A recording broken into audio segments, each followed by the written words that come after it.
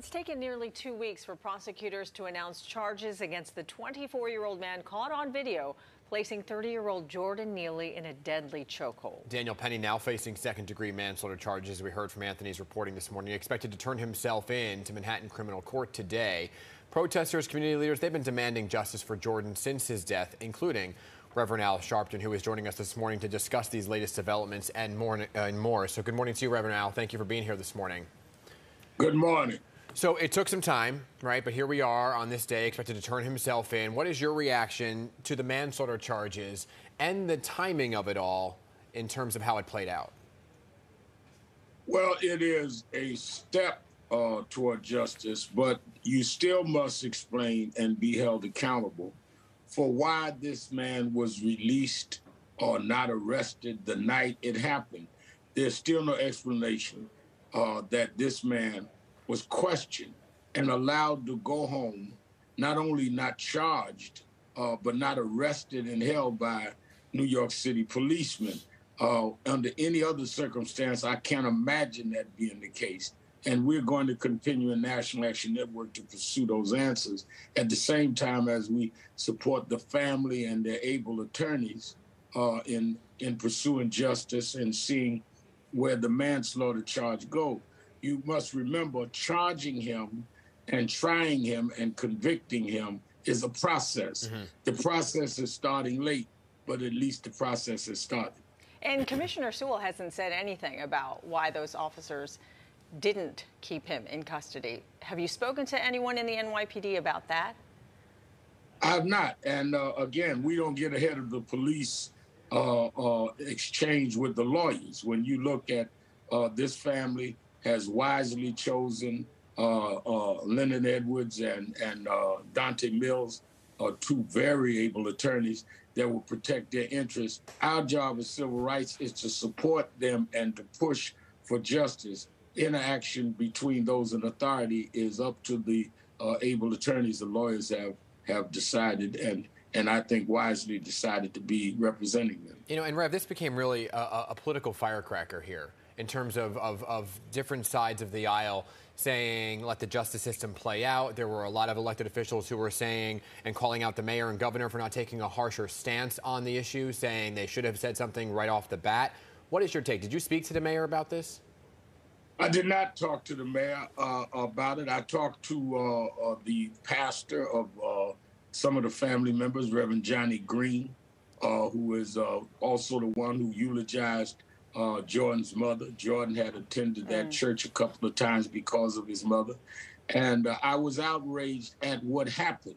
This is not something that you deal with politically, saying what's going on here. This is something you deal with as a justice issue, and we will continue to pursue that.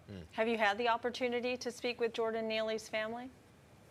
I talked yesterday with the lawyer, Attorney Edwards, who said that the family supported Reverend Green asking me to do the eulogy next Friday, and I intend to be there next Friday. I did the eulogy for Michael Jackson's funeral and the prayer of committal when we buried him. So it is kind of touching to me, this young man who shouldn't have died, that impersonated Michael.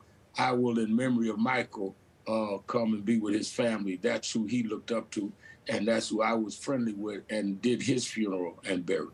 When you talk about justice, there's this ongoing conversation, Rev, about other folks that were on the train and if they should or should not face charges, including two other strap hangers who were seen in the video assisting Daniel Penny here.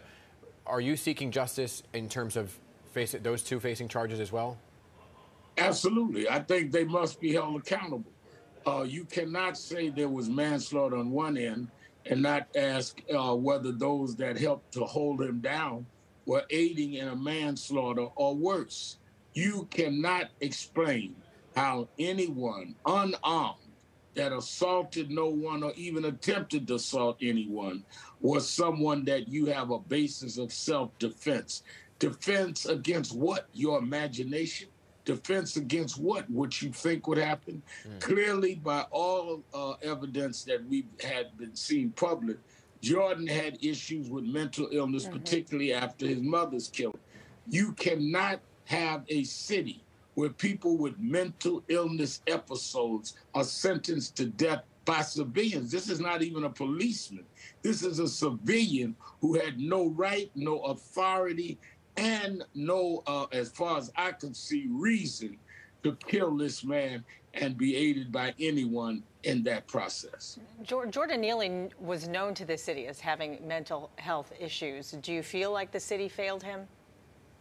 I don't feel like it. I know the city failed him. I think the mayor's even indicated you've got to deal with that, the failure in the system, and deal with that.